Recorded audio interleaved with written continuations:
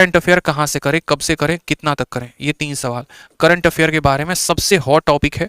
बच्चे पूछते रहते हैं सर करंट अफेयर का क्या करना है। सुनो, पहला सवाल आप लोगों का होता है सर कहाँ से पढ़ें, ठीक। दूसरा सवाल होता है आपका कब से पढ़ें, बता दे रहे हैं आपको, ठीक है, कब से पढ़ें मतलब किस महीने से। तीसरा सवाल होता है कैसे पढ़ें, ठीक है। ये यहाँ पर कहाँ, कब और कैसे, ये 3 जो है ना, ये पूरे आपके नहीं पूरे भारत में हर बच्चे का सबसे बड़ा क्वेश्चन है कि सर करंट अफेयर कहाँ से पढ़ना है, कब से कब तक का पढ़ना है और कैसे पढ़ना है। तो देखो यहाँ पर इस बात को समझो। सबसे पहले आपको एक छोटी सी बात समझनी पड़ेगी कि आप किस एग्जाम की तैयारी कर रहे हैं और जिस एग्जाम की तैयारी कर रहे हैं वो पेपर आपका कब होने वाला है। उदाहरण के तौर पे अगर मैं इस बार सीजीएल के पेपर को लेकर बात करूं तो आपका सीजीएल का पेपर इस बार अप्रैल में होगा। अगर हम सीएचएसएल के पेपर की बात करें, ये हमारे सीजीएल का टेंटेटिव डेट है। अगर हम सीएचएसएल का बात करें तो सीएचएसएल का पेपर आपका दोस्तों मई में होने वाला है, ठीक है। एक पेपर आपका अप्रैल में है, दूसरा पेपर आपका मई में है। और करंट अफेयर का जो पढ़ने का नियम होता है ना, वो पिछले 6 महीने का पढ़ा जाता है, ठीक है। लेकिन उस 6 महीने का ब्रेकआउट भी कैसे होता है वो भी आज हम आपको बता देते हैं, लास्ट 6 मंथ। लेकिन उस लास्ट 6 मंथ में इस बात को ध्यान रखना, 3 महीने जो पीछे के थे वो बहुत इंपॉर्टेंट हो जाएंगे और इन 3 महीने को थोड़ा कम भी पढ़ोगे तो चलेगा।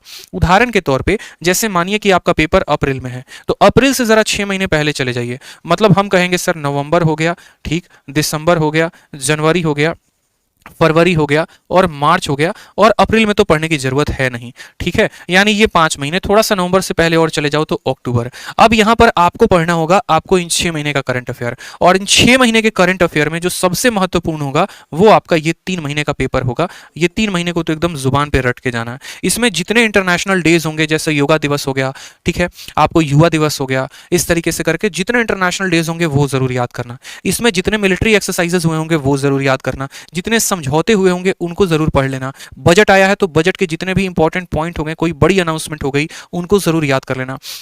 बिटकॉइंस हो गए, क्रिप्टो करेंसी हो गई, इनके ऊपर भी हमारा आया था, वो याद कर लेना। इसके अलावा जैसे चुनाव हुए थे तो चुनाव में ये देख लेना कि किस राज्य के मुख्यमंत्री जो हैं वो कौन बने हैं। जैसे अभी यूपी का रिजल्ट आ जाएगा कुछ टाइम में, तो हो सकता है इसके ऊपर सवाल पूछा जाए। हो सकता है मुख्यमंत्री ना पूछकर आपको ये भी पूछ दिया जाए शिक्षा मंत्री किसी राज्य के कौन है। तो ये सभी बातों पर फोकस करना है। करंट अफेयर पढ़ते वक्त सिर्फ एक बात पे फोकस नहीं करना होता कि डेली के घटनाओं को याद कर रहे हैं, उनके साथ ये भी पढ़ना होता है कि भाई कौन सा इवेंट है, कौन सा डे है, क्या किसी की अपॉइंटमेंट हुई है, कौन सा एक्सरसाइज हुआ है, इन सब बातों पर। तो ये 3 महीने जान लगाकर पढ़ो और ये 3 महीने को जो है आप नॉर्मली किसी भी तरीके से पढ़ सकते हो। अब यहां पर क्या होता है कि सर कहां से पढ़े, सबसे पहला सवाल। तो देखो इसके लिए 2 ऑप्शंस हैं। आप या तो कोई बुक से पढ़ सकते हो, ठीक, और नहीं तो आप कहीं से यूट्यूब से पढ़ सकते हो। आपके पास दोनों ऑप्शंस होते हैं, ठीक है।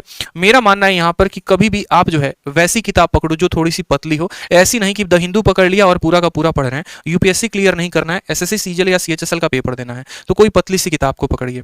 अगर आप यूट्यूब से भी पढ़ रहे हैं तो वैसी वीडियोस को देखा करिए जो 10 या 15 मिनट की हो या 30-20 मिनट की हो, उससे ज्यादा की वीडियो ना हो। क्योंकि 1-1 घंटे अगर आप डेली करंट अफेयर को देंगे तो आप रिवाइज कब करेंगे। इसलिए कोई भी ऐसी वीडियो को देखना पसंद करो मेरे भाई जो 15 से 20 मिनट की हो डेली की, उससे ज्यादा की ना हो, ताकि एट द एंड आप उसको रिवीजन कर सको, ठीक है। कब से पढ़े ये तो हमने आपको बता दिया कि आपको कब से पढ़ना है और कैसे पढ़ना है। तो कैसे पढ़ना है तो ये जो है महीने के 3 वाले, ये 3 महीने का आपको डेली का डेली देखना है कि इसमें जो है जनवरी के 1 तारीख से लेकर 30-31 तक क्या हुआ था, और बाकी के जो 3 महीने मेरे भाई बच गए इनको आप जो है मंथली पढ़ दो, बस काफी है। जैसे अक्टूबर मंथ का कहीं पर मंथली वीडियो मिल गया 1-2 घंटे 3 घंटे का पूरा, उससे रिवाइज कर लिया। नवंबर का मिल गया उससे रिवाइज कर लिया, दिसंबर का मिल गया उससे रिवाइज कर लिया, और बाकी जो 3 हो गए उनका डेली पढ़ लो, ठीक है। बाकी करंट अफेयर में भी आप लोगों के लिए हमारे तरफ से एक बहुत बड़ा जो है उपहार मिलेगा, उसकी चिंता आपको नहीं करनी है। बहुत जबरदस्त आप लोगों के लिए उपहार आएगा, उसके लिए वेट करते रहेंगे आप लोग, ठीक है। तो इन बातों का ध्यान रखिए। और करंट अफेयर नहीं होता, करंट अफेयर्स होता है, ठीक। साथ में यहां पर एक और बात को ध्यान देंगे कि आप क्विज भी लगाते रहेंगे। अगर आपको कहीं से कोई क्विज मिल जाता है,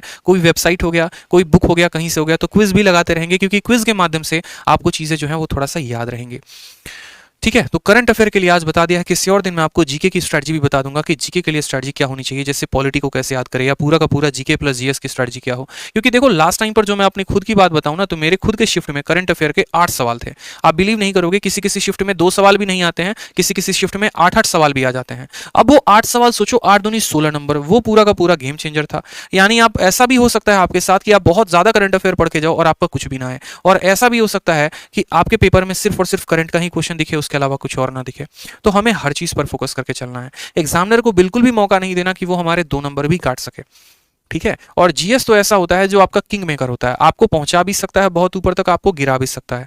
इसलिए इस बात को ध्यान रखें, ठीक है, कि आपका जीएस पर भी उतना ही पकड़ हो जिस तरीके से आप मैथ, इंग्लिश और रीजनिंग पर फोकस कर रहे हैं। अगर आप एक रैंक लेकर आना चाहते हैं तब, अगर आप सिंगल डिजिट डबल डिजिट पर लेकर आना चाहते हैं तब, बाकी अगर सिलेक्शन लेना है तो बस नॉर्मल पढ़ो, कोई दिक्कत की बात नहीं है, ठीक है। चलो